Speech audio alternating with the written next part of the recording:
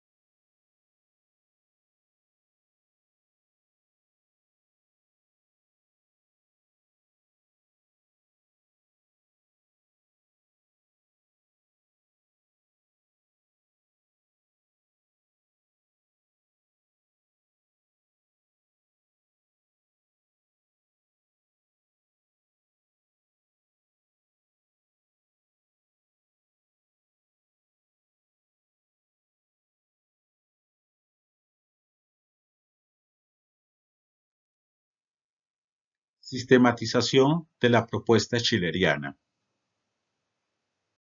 Cartas a la educación estética del hombre, publicada en 1795, tiene como influencias más directas, por un lado, el contexto político e histórico como reacción a los acontecimientos de la Revolución Francesa, el periodo de terror. La lectura de Rousseau, el discurso sobre el origen y el fundamento de la desigualdad entre los hombres, y la lectura de Lessing y su libro Educación del género humano. Lessing consideraba la educación estética como guía de la razón. En Cartas a la educación estética del hombre se refiere a la crítica a la razón ilustrada, plantea dar una nueva forma a la razón. Surge también del desengaño de los principios ilustrados y se presenta como la solución de los problemas políticos debían abordarse por la vía estética.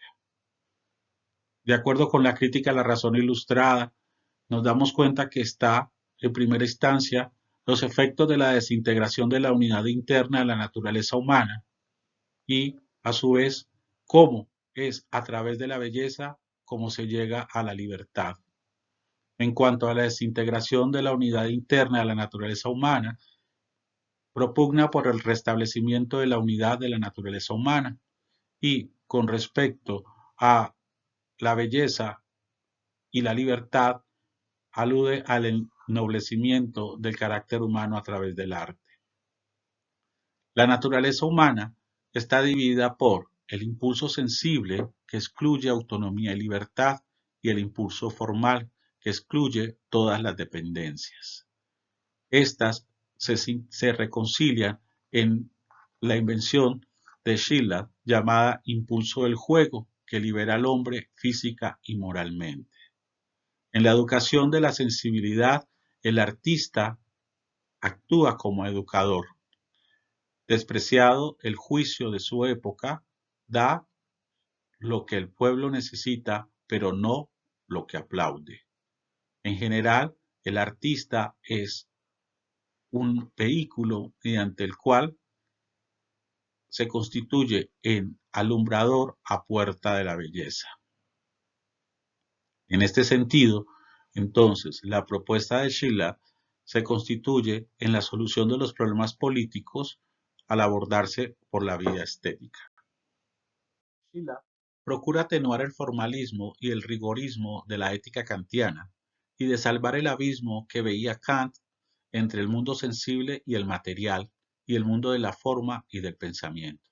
Schiller ve en el estado estético del hombre la superación de ese abismo y en el arte la culminación de la síntesis armónica de materia y forma y la verdadera libertad del hombre. La estética de Schiller responde a su ideal de libertad. En las cartas 18 y 22 de la educación estética del hombre, Schiller propone su concepto del estado estético del hombre. De acuerdo con él, la belleza es un estado intermedio, junta y enlaza estados opuestos. Se debe hacer con perfección ese enlace, realizarlo con tanta pureza e integridad que los dos estados desaparezcan por completo en el tercero. Asimismo, solo el ejercicio estético conduce a lo ilimitado. Cualquier otro estado en que podamos caer nos refiere a uno anterior y necesita resolver otro consiguiente. Solo el estético forma un todo en sí mismo, porque contiene en sí mismo todas las condiciones de su nacimiento y de su duración. La belleza surge entonces de la síntesis de dos pares opuestos. Por un lado, la forma, entendida como el sentir, lo que asegura la experiencia. Por otro lado, el pensamiento, que asegura o garantiza el pensar y asegura la razón. Las concepciones del arte de carácter formalista, como es el caso de la concepción kantiana, concibe la totalidad de la impresión sensible y no distingue nada aisladamente. Los formalistas, en este caso Kant, temen negar la belleza dinámicamente, es decir, como fuerza eficiente, si separan lo que en el sentimiento va unido. Los filósofos que centran el contenido del arte en el pensamiento toman como guía el intelecto y no logran jamás un concepto de la belleza, porque en la totalidad de estas no ven nunca la totalidad, sino las partes. Temen negarla lógicamente, es decir, como concepto, si reúnen lo que en el entendimiento va separado. La propuesta schilleriana se constituye entonces a partir de la síntesis de la forma y el pensamiento y lo que él ha denominado el juego o temple del juego o temple estético. El temple estético del alma es como cero en el sentido de que en él buscamos en vano efectos particulares y determinados. Es, en cambio, en otro sentido, un estado de máxima realidad. Si consideramos que en él desaparecen todas las limitaciones y se suman todas las fuerzas que actúan juntas en ese estado. El efecto estético, solo el estético, forma un todo en sí mismo porque contiene en sí mismo todas las condiciones de su nacimiento y de su duración.